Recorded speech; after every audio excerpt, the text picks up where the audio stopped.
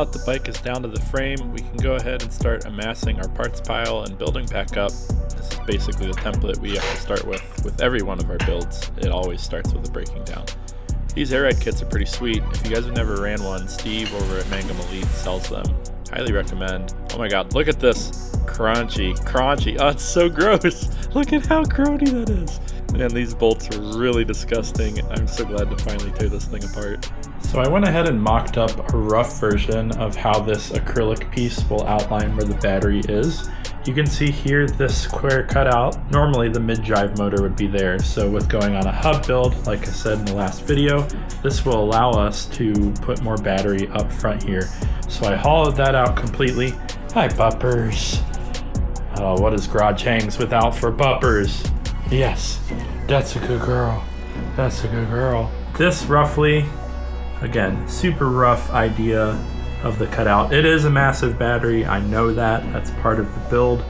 So you can see there, it's really close. So I gotta bump that out ever so slightly. But overall, it's a good rough shape for where I want it to be to start. One of the things I noticed right away is how much surface rust is inside this swing arm.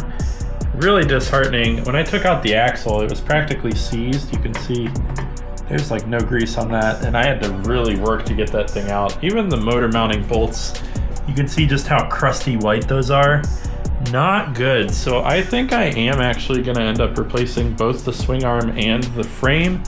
Not that I have to replace the frame, but you can just see different parts where it's like scratched, nicked, rusting. I don't know, it just doesn't sit well with me, and if we're already in here doing this, we might as well replace it. It's like $300-400 bucks. Not a super big deal, but we'll go ahead and do that as well. And then that makes it easier because we can prep the frame while it's actually off the bike and then just use this as a rough mock-up.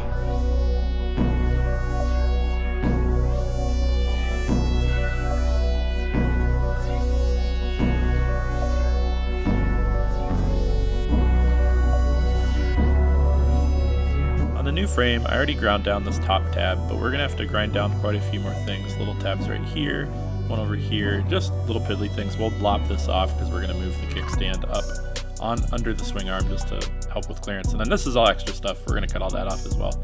Let's grind some stuff. This is always fun. You just want to make sure you're being careful. Don't cut things you don't mean to cut.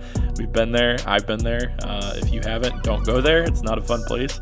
But yeah, I always enjoy this process, just kind of hacking it up to make it look better. Also, very, very important, make sure you paint afterward. Even if you intend on powder coating this, it's important to kind of seal that rust the best you can.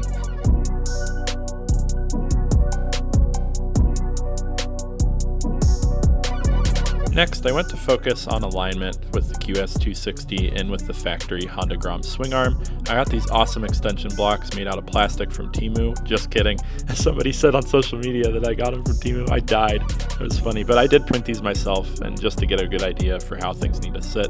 You can see everything's nice and centered there, and I'll just make those a little bit thicker to account for space on each side. But overall, once these get milled, they'll be great. They're just perfect for mock-ups. So I got these beefy boys off of eBay. Company called Midas Tire. These tires are awesome. If you guys ever need some really good traction, Midas makes a very, very sticky compound tire. They are drag tires. They do wear very quickly, but I've ran them before on my CBR swap. Really excited to put these on the E-Grom just because they're gonna grip a lot better. So now I get to try to put this thing on here. God, I hate doing tires, and on a hub, it's a whole nother thing because you can't even mount it to a tire machine.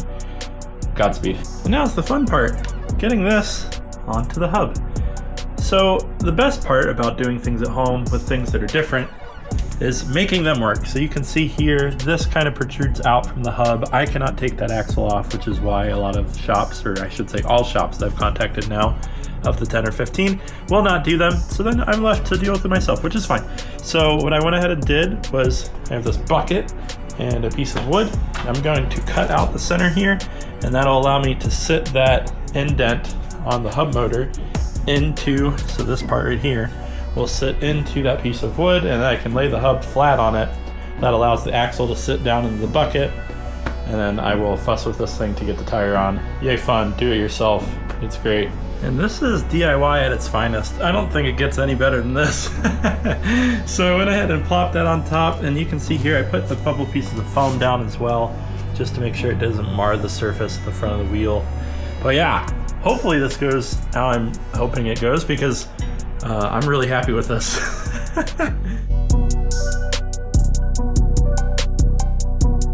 I attempted to take a time lapse of this, but it took me about 2.5 hours of me just cursing and taking a break and standing back up because my back hurts. I hate tires. If I didn't tell you guys that before, I hate tires. And if it were up to me, I will gladly pay tire shops every time. With this, it's not an option though. So nonetheless, we are done. I'm happy to finally say that this is over with.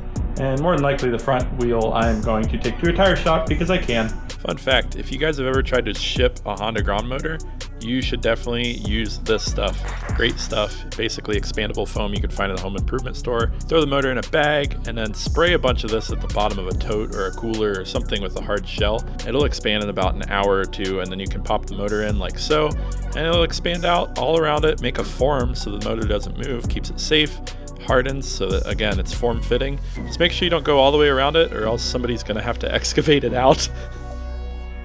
So after about a week of intermittent work, we are down to the bare frame finally. I did keep the front suspension on. This allows us to keep the wheel and everything straight in place as we mock up the battery as a whole and how it sits in there. One of the other things I was working on is just to go ahead and make these little pink guys. So what these are is they're phase wire holders. So I would clip that onto the phase wire, and then that would run up the swing arm. So I would have all these 8 wires coming up, and I don't know if I'm going to put them behind the swing arm or in front or on top or whatever, but these allow us to keep everything nice and neat in place. And then the other thing I was working on as well is a bracket that would go on here, and this holds your brake caliper. Normally on the electric swaps, I do not run a rear brake. The regen's really nice, but this one is going to be a super high powered hub, so I am going to run a rear brake. That allows me to adapt this to the swing arm and then also put in my caliper on top of that. So really excited with how that's going, because to have a rear brake on something that's powerful is going to be important. Alas, I'll see you guys on the next one. See ya, bye.